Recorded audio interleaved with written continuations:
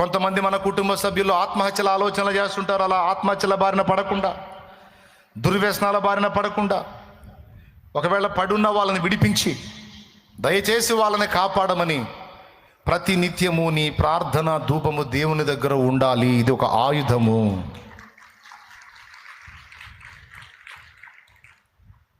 దేవుడు మనకిచ్చిన ఆయుధములలో ప్రప్రథమమైంది ఏంటి? మన మీద దాడులు జరుగుతాయా లేవా? మనది యుద్ధమా కాదా? పోరాటమా కాదా? పిచ్చోళ్ళ మధ్యలో ప్రశాంతంగా ఉండాలంటే ఏం చేయాలి? పిచ్చోళ్ళకి పిచ్చి తగ్గునట్లు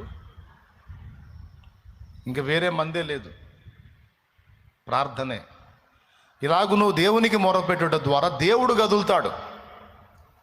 ఇక దేవుడు గదిలి లైన్లోకి వస్తే ఇక అంతకు మించిన ఆయుధం ఏముంది? మన ఆయుధము దేవుడే, మన ఆభరణము దేవుడే, మన కిరీటము దేవుడే, మన స్వాస్థ్యము దేవుడే, మన ఆయుధము దేవుడే, మన కేడెము